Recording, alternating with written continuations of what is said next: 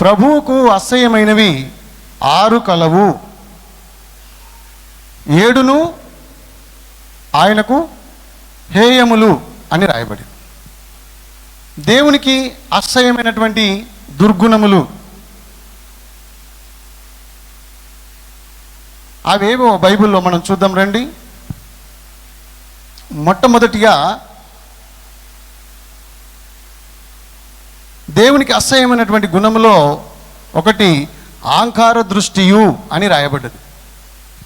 ఆంకార దృష్టి ఇది మంచిది కాదు. ఆం అనే పదము ఓం నుండి వచ్చింది. దేవుడు ఓంకార స్వరూపుడు. ఆది యందు వాక్యముండెను, వాక్యము దేవుని యొద్ద ఉండెను, దేవుడే వాక్యమై ఉండెను, ఆ వాక్యమే శరీరధారి అయి కృపా సత్య సంపూర్ణుడుగా మన మధ్యలో నివసించెను. ఆ ఓం అయి ఉన్నటువంటి దేవుడు, శబ్దమై ఉన్నటువంటి దేవుడు, ఆ ఓం నుండి ఆం అనేటువంటి పదము వచ్చింది. ఆహాం యజ్ఞోస్మి, యజ్ఞమే రక్షించును. యజ్ఞం అనేది నాశనం లేకుండా జరగదు. నాశనం ఎక్కడ జరుగునో రక్షణ అక్కడ కలుగును అని వేదాలలో గ్రంథాలలో రాయబడింది. హాం ఆహాం యజ్ఞోస్మి. దేవుడు మన కొరకు యజ్ఞమైనటువంటి పరిస్థితి మనము తెలుసుకుంటున్నాం. యేసుక్రీస్తు మన పాపాల నిమిత్తమై, మన దేశ రక్షణ కొరకు, ప్రపంచ రక్షణ కొరకు, ప్రజలందరి రక్షణ కొరకు యేసుక్రీస్తు ప్రభు సిలువలో రక్తము కార్చినటువంటి సందర్భం అది. రక్తపోక్షణము పాప వినాశనం. రక్తం చిందించకుండా పాపాలు బడలేవు కాబట్టి, రక్తం చిందించకుండా పాపాలు క్షమించబడుట అసాధ్యము అని ఎబ్రీ పత్రికలో పౌలు భక్తుడు చెప్పాడు. సర్వ పాప పరిహారో రక్త ప్రోక్షణం మవశ్యకం తద్రక్తం పరమాత్మేన పుణ్యదాన బలియాగం. సర్వ పాపం పరిహారం కావాలంటే రక్తపోక్షణము కావాలి. ఆ రక్తము తద్రక్తం పరమాత్మేన పుణ్యదాన బలియాగం అనగా యేసుక్రీస్తు స్వామి ఈ లోక కళ్యాణం కోసం, రక్షణ కోసం, మన పాపాలు క్షమించడం కోసం ఆయన సిలువలో రక్తము చిందించిండు. మన కొరకు బలి అయ్యాడు. మన కొరకు తన ప్రాణాన్ని సిలువలో అర్పించినటువంటి సందర్భము గుర్తుకొచ్చింది. హాం అనేటువంటి పదము అది దేవునికి సంబంధించింది. అయితే ఈరోజు మనుషులలో హాం అనేటువంటి అహంకార దృష్టి దేవుడు నచ్చలేదు. అహంకార దృష్టి ఆయనకి ఇష్టం లేదు. అహంకారం అనగా గర్వము. గర్వము క్షమించరాని పాపము. దేవుడు అన్ని పాపములను క్షమించగలడు. ఎంత ఘోర పాపినైనా క్షమించి రక్షించగలడు. కానీ హాం అన్నటువంటి అహంకారము లేదా గర్వం ఉన్నటువంటి వ్యక్తిని ఆయన క్షమించలేడు. ఎందుకంటే గర్వం ఉన్న వ్యక్తి దేవుని దగ్గరికి రాడు, దేవుని నమ్మడు. ఒకవేళ నమ్మినా తగ్గింపు లేదు. అటువంటి వానికి పాపక్షమాపణ లేదు. ఆ రోజు లూసిఫర్ అనేటువంటి దేవదూత, ప్రధాన దూత ఈ విధంగా గర్వించి దేవుని స్థానాన్ని కోరి దేవుని సింహాసనంపై కూర్చుండాలని తలంచి గర్వించినందువల్ల అక్కడ నుండి పడిపోయాడు, పాతాళంలో పడిపోయాడు. దేవదూత దెయ్యముగా మారాడు. కారణం గర్వం. గర్వం మంచిది కాదు. సామెతల గ్రంథం చూడండి ఒకసారి, 16వ అధ్యాయం 18వ వచనం. నాశనానికి ముందు గర్వము నడుచును, పడిపోవడానికి ముందు అహంకారమైనటువంటి మనసు నడుచును. ఇది దేవునికి అసహ్యమైనటువంటి దుర్గుణం. గర్వము మంచిది కాదు. గర్వము ఎవరిలో ఉండదు. దేవుని బిడ్డలారా, మనం ప్రభుని నమ్ముకున్నాం కదా, మనలో ఇలాంటి పాపం ఉండకుండా జాగ్రత్త పడాలని నేను ఈరోజు ఈ మాటను గుర్తు చేస్తున్నా. సామెతల గ్రంథము 29:23 వచనం, ఎవని గర్వము వానిని అణుచును అని బైబిల్లో రాయబడింది. ఎవనికైతే గర్వం ఉంటుందో వాడు అణిచివేయబడును. అహంకార దృష్టి మొదటి పాపం, దేవునికి అసహ్యమైనది. కాబట్టి అలాంటి గర్వము మనలో ఉండరాదు. అది దేవునికి ఇష్టం లేనటువంటి లక్షణం. గర్వించుకోవద్దు. యేసుక్రీస్తు ప్రభు నేర్పించినటువంటి పద్ధతి ఏంటంటే తగ్గించుకోవడం. దేవుడే పరలోకాన్ని వదిలి, దైవత్వమును వదిలి, దేవునితో సమానముగా ఉండుట విడిచిపెట్టకూడని భాగ్యమని ఎంచుకొనక, మనిషి పోలికగా పుట్టి దాసుని రూపము ధరించుకొని తన్ను తాను రిక్తుడిగా చేసుకున్నాడు, తగ్గించుకున్నాడు. తగ్గించుకున్నవాడు హెచ్చించబడును, హెచ్చించుకున్నవాడు తగ్గించబడును ఆయన మనకు బోధ చేశాడు. శిశువుల పాదములను కడిగి మనం ఎలా తగ్గించుకోవాలో ఆయన మనకు నేర్పించాడు. ఎదుటివారి ఎడల మనకు దీన మనసు అనేది, తగ్గింపు అనేది ఉండాలి.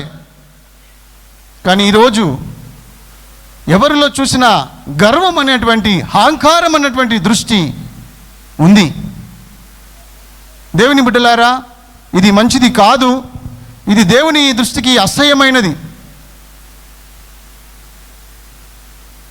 ఇది మొదటి పాపం. అహంకార దృష్టి మొదటి పాపం. రెండవ దుర్గుణం చూద్దామా? ఏం రాయబడింది? అహంకార దృష్టియు కళ్ళలాడు నాలుక అని చెప్పాడు దేవుడు. కళ్ళలాడు నాలుక అంటే అర్థం ఏంటి? అబద్ధములు చెప్పేవారు అని అర్థం. అబద్ధములాడువారు అది దేవునికి అసహ్యమైనటువంటి గుణము. ఈ అబద్ధములాడే వాళ్ళందరూ నరకంలో పడిపోతారు. అబద్ధములు ఆడే మనుషులు, అటువంటి గుణం ఎవరిలో ఉంటుందో వాళ్ళు దేవునికి అసహ్యులు, హేయులు. అది మనలో ఉండకుండా మనం జాగ్రత్త పడాలి. పరలోక రాజ్యానికి చేరడానికి సిద్ధంగా ఉన్న మనము ఇలాంటి పాపములకు చోటు ఇవ్వకూడదని తెలియజేస్తున్నాను. నిర్గమకాండము 23:7 వచనములో రాయబడిన మాట ఏంటంటే, మీరు అబద్ధములకు దూరముగా ఉండండి అన్నాడు. చదవండి బైబిల్. అబద్ధములకు దూరముగా ఉండుము. చూసారా, దేవుడు చెప్పే మాట ఏంటంటే అబద్ధములకు దూరంగా ఉండాలి. అబద్ధములను కల్పించుకోవద్దు. అబద్ధం మంచిది కాదు. చిన్న అబద్ధమైనా పెద్ద అబద్ధమైనా అబద్ధమే. కాబట్టి అబద్ధాలు ఆడడానికి మనము దూరంగా ఉండాలి. సత్యము చెప్పడానికి ముందుకు రావాలి. సహోదరులతో సత్యమే చెప్పవలెను. కీర్తన 12వ అధ్యాయము 2వ వచనములో రాయబడిన మాట ఏంటి తెలుసా? ఒకరితో ఒకరు అబద్ధములాడుదురు. చూసారా ఎంత ముద్దుగా అబద్ధాలు ఆడుకుంటున్నారో కదా. ఒకరితో ఒకరు అబద్ధములాడుదురు, మోసకరమైన మనసు గలవారై ఇచ్చకములాడు పెదవులతో పలుకుదురు. ఇచ్చకములాడు పెదవులను యెహోవా కోసివేయును, బింకములాడు నాలుకను యెహోవా కోసివేయును. అంత తెచ్చుకోకండి. మీ నాలుకను కోసేసేంత వరకు మీరు దేవునికి అట్లాంటి అవకాశాన్ని కలిగించొద్దు. ఏదైనా అబద్ధం ఉంటే పశ్చాత్తాపడదాం. ప్రభువా, తెలిసో తెలియకో ఈ అబద్ధం ఆడాను, ఇప్పటి నుంచి ఆడను, అబద్ధాలే ఆడను అని దేవుని దగ్గర ప్రార్థన చేసుకుందాం. అవకాశం ఉంది కదా. అయితే ఈ అబద్ధములాడే విషయము దేవునికి అసహ్యం. అహంకార దృష్టి గలవారంటే దేవునికి అసహ్యము. కళ్ళలాడు నాలికే అంటే ఆయనకు అసహ్యం. అబద్ధాలు ఆడొద్దు. బైబిల్లో రాయబడింది చూడండి, 58 కీర్తన 3వ వచనం చదవాలి. ఎట్లా ఉన్నారంటే, తల్లి కడుపులో పుట్టినది మొదలుకొని భక్తిహీనులు విపరీతమైన బుద్ధి కలిగి ఉందురు. పుట్టిన తోడనే అబద్ధములాడుచు. చూసారా, పుట్టుకతోనే నేర్చుకుంటారు అబద్ధాలు. అబద్ధికులకు అబద్ధికులే పుడతారు. ఏమంటావు? నువ్వు ఈరోజు అబద్ధాలు బాగా ఆడుతున్నావంటే నీ కడుపులో పుట్టేటోళ్ళు కూడా అబద్ధమే. జాగ్రత్త, బైబిల్ సెలవిస్తుంది, వారు పుట్టుకతోనే అబద్ధములు ఆడుదురు. ఈ అబద్ధాలు ఆడేవారు దేవునికి అసహ్యులు. ఇర్మియా 9:5 వచనంలో భలే వాక్యం ఉంది. ఏం రాయబడి తెలుసునా? అబద్ధములను అలవాటు చేసుకుంటున్నారంట నాలుకకు. ఎట్లా అబద్ధాలు ఆడాలి, ఒక మనిషికి ఎలా అబద్ధాలు చెప్పాలో ముందే ట్రైనింగ్. సత్యము పలకక ప్రతివాడును తన పొరుగువానిని వంచును. అబద్ధములాడుట తన నాలుకకు అభ్యాసం, ట్రైనింగ్. ఎట్లా అబద్ధం చెప్పి తప్పించుకోవాలి. కొంతమంది అంటారు, అబద్ధం ఆడితే అతికినట్టు ఉండాలండి. అబద్ధాలు ఆడితే అతికినట్టు ఉండాలి. ఆహా, అబద్ధాలు ఆడి 100 అబద్ధాలు ఆడి ఒక పెళ్లి చేయాలి. అబద్ధాలు ఆడి పెళ్లి చేయడము, అబద్ధాలు ఆడి డబ్బు సంపాదించడము, అబద్ధాలు ఆడి ఆస్తులు సంపాదించడము, అది యెహోవాకు హేయము. అది ప్రభు దృష్టికి అసహ్యము. ఇలాంటి దుర్గుణం మంచిది కాదు. అబద్ధాలు ఆడటము దేవునికి ఇష్టం లేదు. బైబిల్లో కీర్తన 144 8వ వచనంలో వాక్యం చదివితే భలే ఉంది. ఎట్లా ఉందంటే, వాళ్ళ కుడి చెయ్యి అబద్ధం ఆడెను అని ఉంది.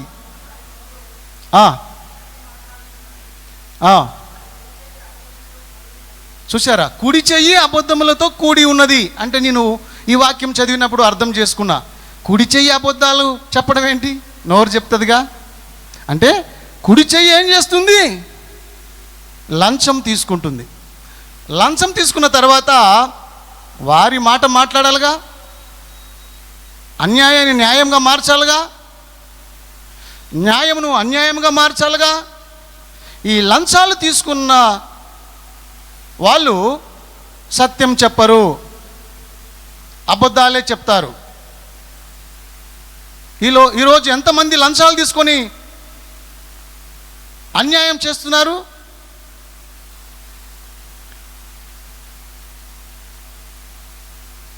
దేవునికి స్తోత్రం కలుగునుగాక. ఎంతమంది లంచాలకు అలవాటు పడి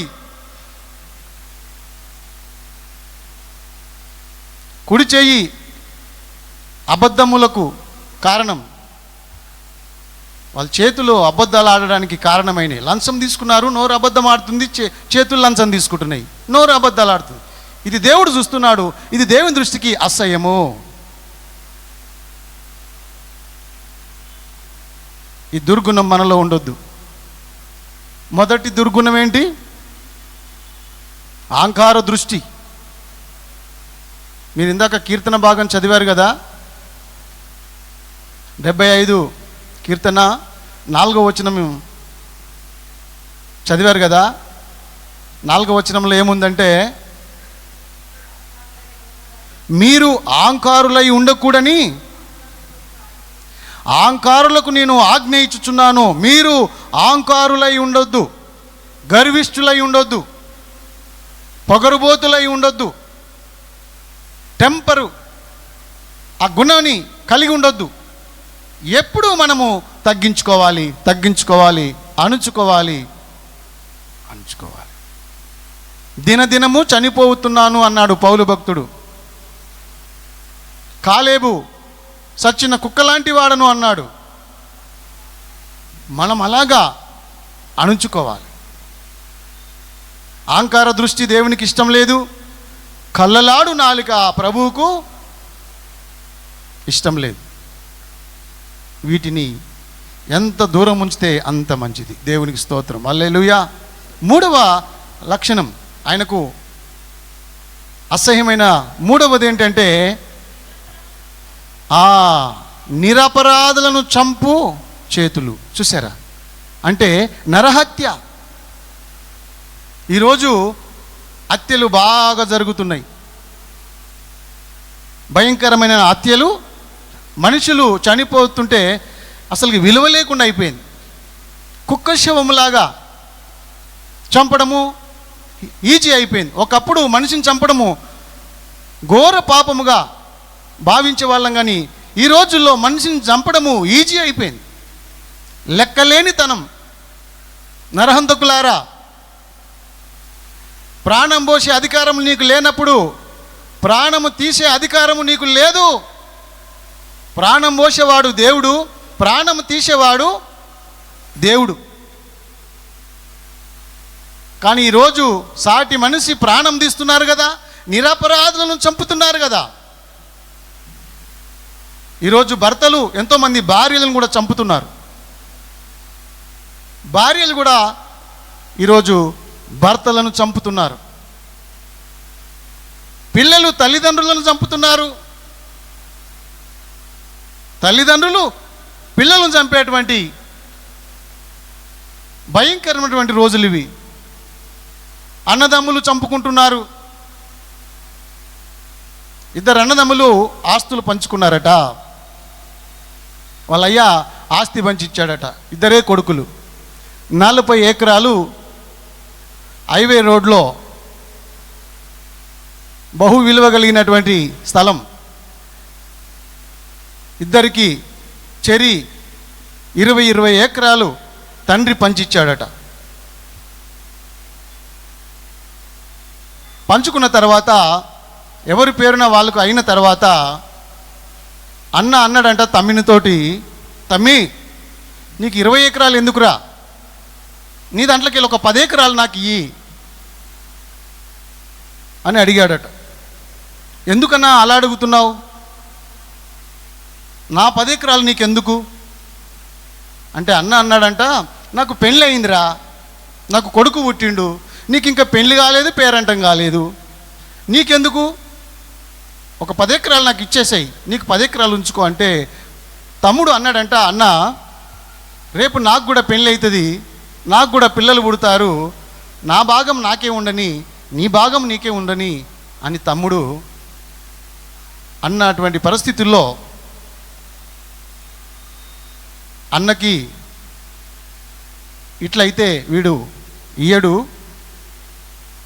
వీళ్ళు లేపేయాలి, మర్యాదగా అడిగితే 10 ఎకరాలు నాకు ఇస్తలేడు కదా, వీళ్ళు లేపేస్తే మొత్తం నాకు వస్తుంది కదా అని దుర్గుణం అన్న హృదయంలో ఉంచుకొని తమ్మినితో ప్రేమగా మాట్లాడడము, నటించడము, తమ్మిని హోటల్కి తీసుకెళ్ళడము, మంచి భోజనాలు తినిపించడము, సినిమాకి వెళ్ళడము, ఇలాంటి కొన్ని అలవాటు చేశాడు.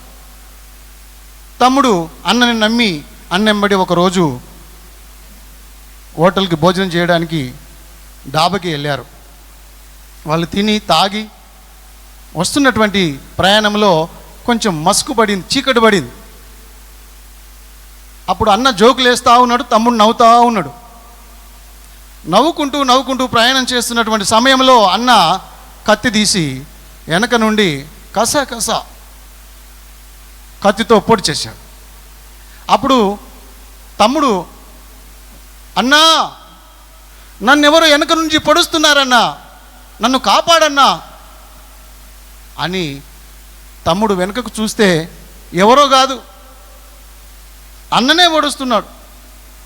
అప్పుడు తమ్ముడు అన్నాడంట, అన్న నీ కాలు మొక్తా, నన్ను చంపకన్నా, 10 ఎకరాలు కాదు 20 ఎకరాలు తీసేసుకో, నన్ను బ్రతకని అన్నా, నన్ను చంపయ్యొద్దన్నా అని ఎంత బ్రతిమలాడినా, కాళ్ళు పట్టుకొని బ్రతిమలాడినా వెనక నుండి పడవడమే కాదు ముందు నుంచి కూడా పొడిచి చంపేశాడు.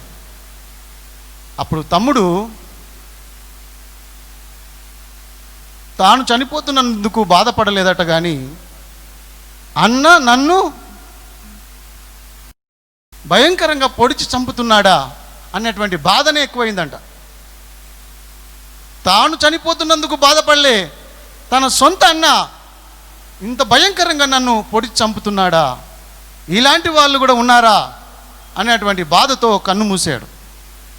దేవుని బిడ్డలారా,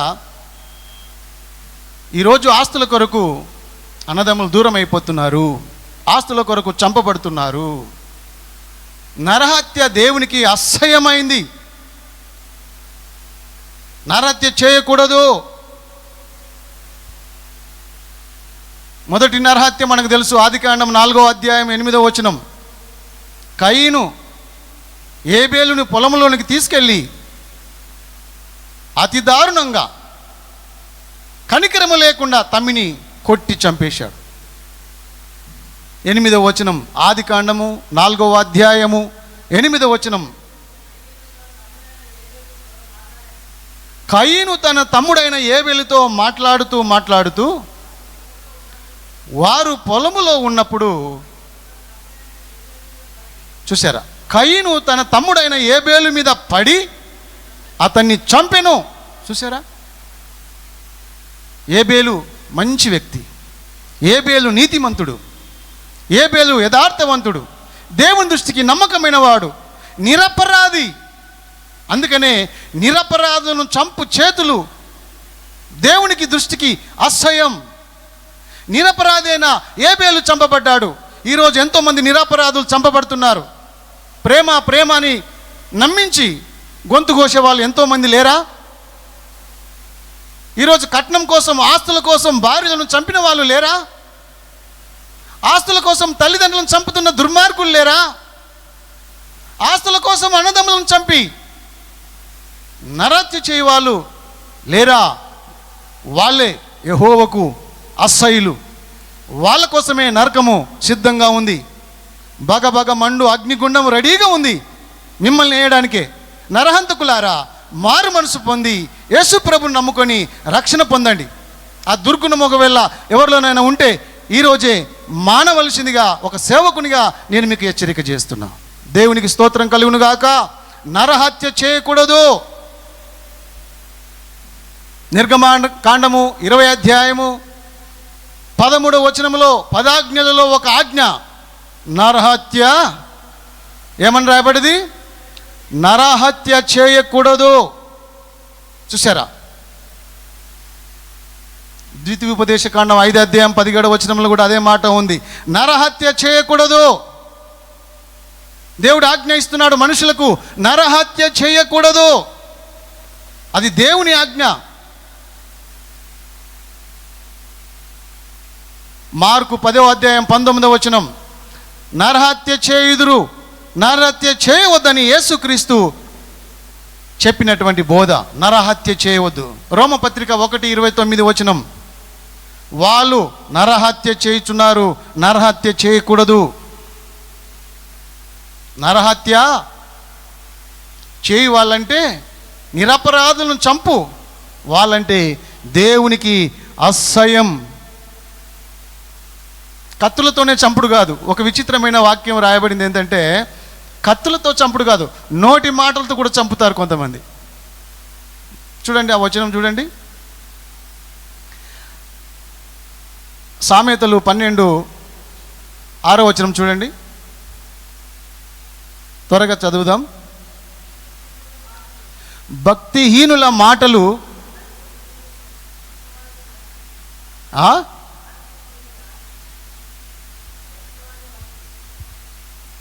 భక్తిహీనుల మాటలు నరహత్య చేయువారు కత్తి లాంటివి. ఈ భక్తిహీనుల మాట ఎట్లుంటాయంటే మాటలతో పొడిచి పొడిచి పొడిచి చంపుతారు. పంతెరాకులు ఏం కాకులు? పంతెరాకులు.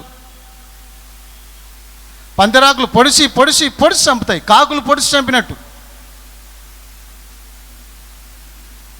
వీళ్ళు ఏదో నీతిమంతులుగా ఫీల్ అయ్యి వాళ్ళు ఏదో తప్పు చేశారని, పాపం చేశారని ఇక పొడిచి పొడిచి పొడిచి ఆ మాటలతో పొడిచి మాటలతో గుచ్చి గుచ్చి చంపేస్తారు.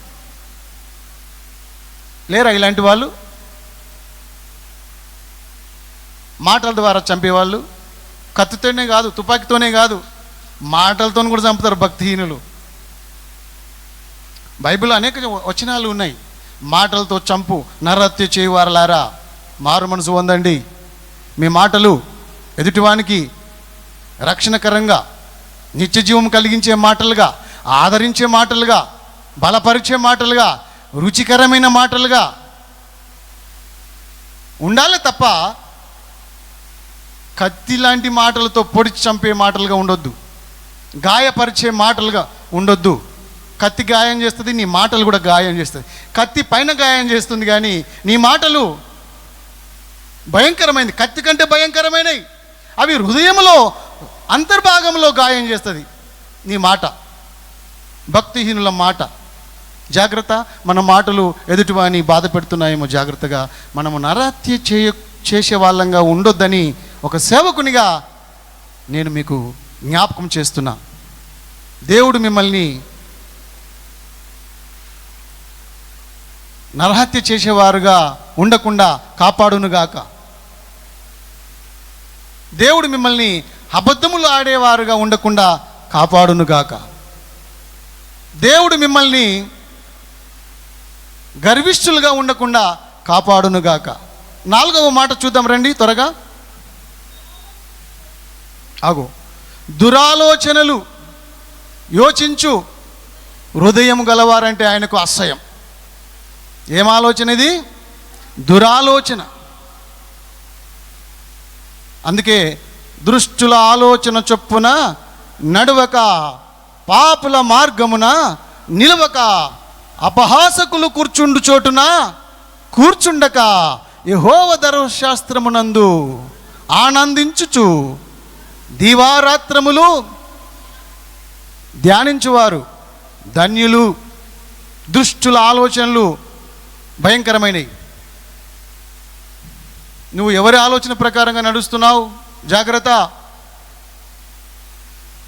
దైవ చిత్తాన్ని గ్రహించి దేవుడు చెప్పే ఆలోచన ప్రకారమే నీ ఆలోచన చేత నడిపించుము. 73వ కీర్తనలో ఆశాభక్తుడు ప్రార్థన చేస్తాడు, దేవా నీ ఆలోచనలతో నన్ను నడిపించు, నా చెయ్యి బట్టి నడిపించు.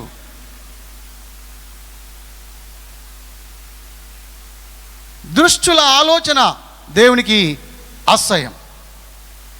సామెతలు 6:18లో మనం చూసాం కదా, దురాలోచనలు యోచించు హృదయం అట్టివారు దేవునికి అసహ్యం. 31 కీర్తన 31:13 వచనంలో ఏముంది తెలుసునా? కొంతమంది ఉంటారంట. ఎలాంటి వాళ్ళు ఉంటారు చూడండి. అనేకులు నా మీద దురాలోచనలు చేస్తున్నారు, నాకు ప్రాణహాని చేయడానికి యోచిస్తున్నారు. ఈ దురాలోచనలు ఏంటి అంటే ప్రాణహాని చేసే ఆలోచనలు. ఎవరిని ఎట్లా లేపేద్దాం, ఎవరిని ఎలాగ ముంచుదాం, ఎవరి మీద డబ్బు వేద్దాం, పంచాయతీకి ముందే ఆలోచన చేస్తారు. ఎవడు లంచం ఇచ్చిండు, మనం ఎవరి దిక్కి మాట్లాడదాం, ఎవడే ముందు వచ్చి పైసలు ఇచ్చిపోయాడు వాని దిక్కు మాట్లాడదాం. అలా న్యాయాన్ని అన్యాయం చేద్దాం, అన్యాయాన్ని న్యాయం చేసేద్దాం. నువ్వు ఇట్లా పట్టుకరా, నేను ఇట్లా పట్టుకొస్తా, మొత్తం అందరం కలిసి ఆడికే వద్దాం. ఇదే ముందే ఆలోచనలు చేసుకుంటారు వీళ్ళు. ఏం చెప్పాలనో ముందే ఆలోచన చేసుకొని ఒక ఆయన సాపు వేసుకొని తలకడ మూట పెట్టుకొని వండుకుంటాడు. ఆ సాలినాడు ఏమినాడు. ఆఖరికి లేపినాక లేవయ్యా వాళ్ళు సాలు చెప్పారు అయిపోయిందంటే అప్పుడు లేచి చెప్తాడు. వాళ్ళు ఏం చెప్పారు, నువ్వేమీ లేదు, నువ్వేం చెప్తావు అంటే నువ్వు ముందే ఆలోచన చేసి పెట్టుకున్నావా అని మీద దండగేద్దామని. ఇవే దురాలోచనలు, చెడాలోచనలు ఇవే. ఈ దురాలోచనలు చేయవారంటే యెహోవాకు అసహ్యం. ఎదుటివారి మీద మనకు దురాలోచనలు ఎందుకు? చూడండి, యెషయా 32:7 త్వరగా చదువుదాం. యెషయా 32:7.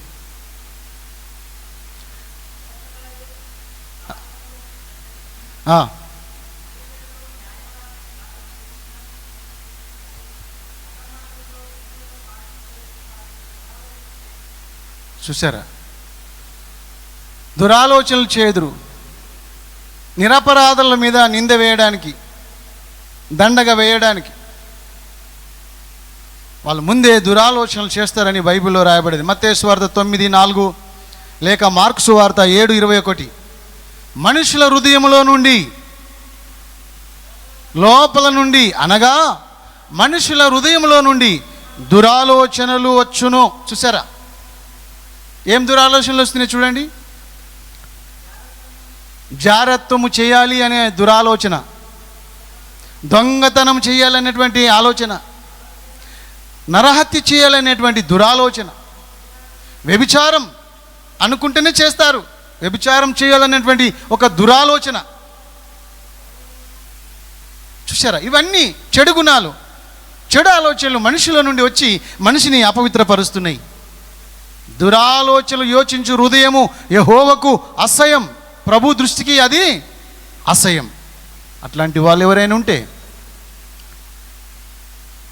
మనము మారు మనసు పొందాలి, లేకపోతే భయంకరమైన నరకాగ్నిలో పడతాం. 5వ వచనం, 5వ మాటను మనం చూద్దామా?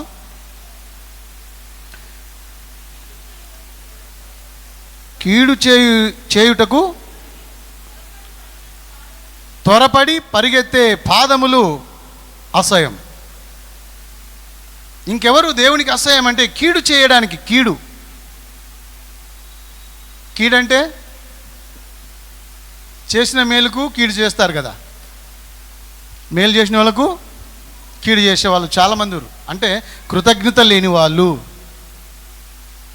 విశ్వాసము లేని వాళ్ళు, నీయతు లేని వాళ్ళు, తిన్న ఇంట్లో వాసాలు లెక్క పెట్టేవాళ్ళు. యేసుక్రీస్తు రొట్టెలు పంచితే ఆ రొట్టెలు తిన్నోళ్ళు రాళ్ళతో కొట్టారట. పాడులోకం కదూ. కీడు చేసేటువంటి వాళ్ళు దేవునికి అసహ్యం. అట్లాంటి వాళ్ళంటే దేవుడు సహించడు. కీర్తన 34:4 ఏముంది తెలుసా? కీడు చేయుట మానుము, కీడు చేయుట మాని మేలు చేయి. నీ చేతనైతే మేలు చేయకపోయినా సరే కీడు చేయకు, ఒకరికి కీడు చేయకు. కీర్తన 34:4.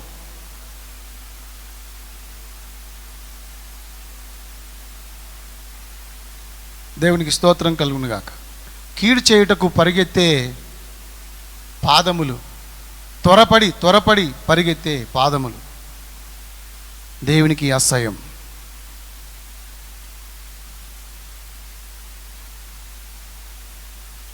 చివరి మాట చూద్దాం, చూడండి 6వ మాట. అన్నదమ్ములలో జగడములు పుట్టించువారు యెహోవాకు అసహ్యులు. వీళ్ళెవరు? అన్నదమ్ములలో జగడం పుట్టించే వాళ్ళు కూడా దేవునికి అసహ్యమే. జగడాలు పుట్టిస్తారు, జగడాలు పుట్టించి కొట్లాటలు పెట్టి,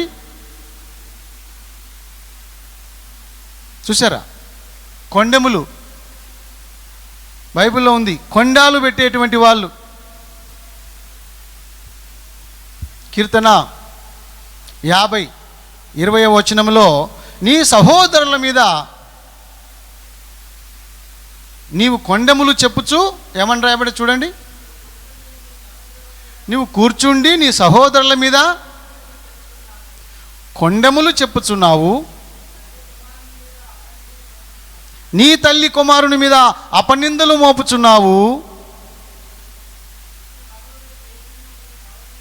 చూసారా, దేవుడు అంటుండు, నువ్వు కొండాలు పెడుతున్నావు. ఇది మంచిది కాదు. జగడములు పెట్టడము, కొండాలు పెట్టడము ఇది మంచి గుణము కాదు.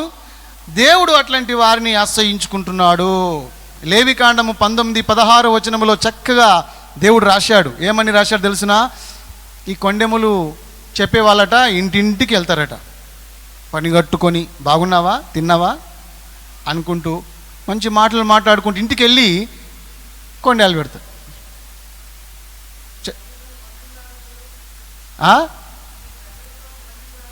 ఈ ప్రజలు కొండెములాడుచు ఇంటింటికి తిరగకూడదు, నీ సహోదరునికి ప్రాణ హాని చేయకూడదు. చూసారా? ఇంటింటికి తిరుగుచు కొండెములు చెప్పకూడదు, ఇది ఆజ్ఞ. కొట్లాటలు ఎందుకు వస్తున్నాయి తెలుసునా? కొండాలు చెప్పే వాళ్ళు ఉన్నారు ఎక్కువ, చెడగొట్టే వాళ్ళు ఎక్కువ ఉన్నారు కాబట్టే ఈరోజు ఇలాంటి పరిస్థితి ఏర్పడింది. యెహెజ్కేలు గ్రంథము 22:9 వచనంలో కొండెములు చెప్పుచు నరహత్య చేయుదురు. కొండెపు మాటలు చెప్పుకుంటా తాకులాటలు పెట్టి తమాషా చూస్తారనమాట.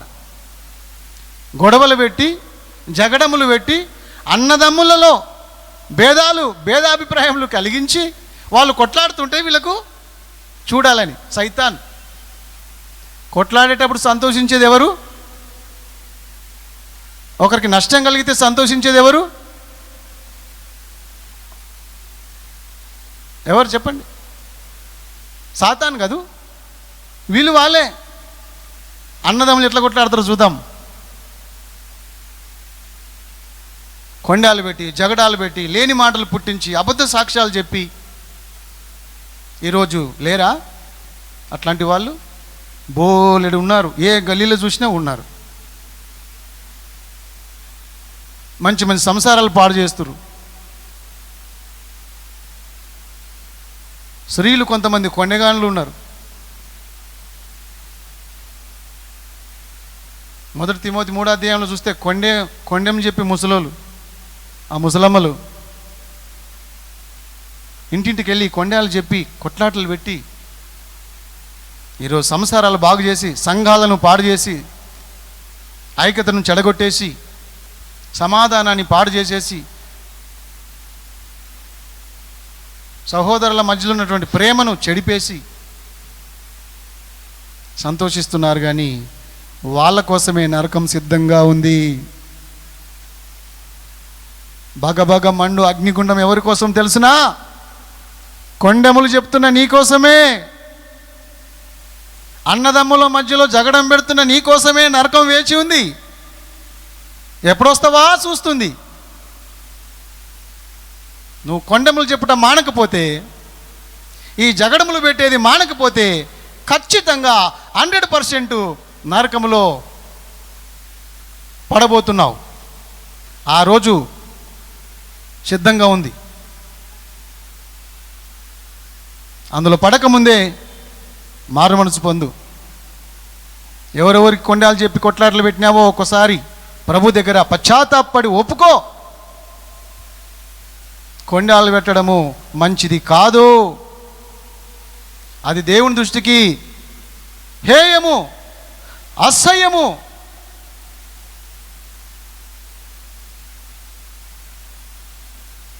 ఒక ముసలామె భార్య భర్తలకు గొడవ పెట్టింది. కొత్తగా పెళ్ళైన వాళ్ళకు గొడవ పెట్టింది ఒక ముసలామె. ఎట్లా గొడవ పెట్టింది తెలుసునా?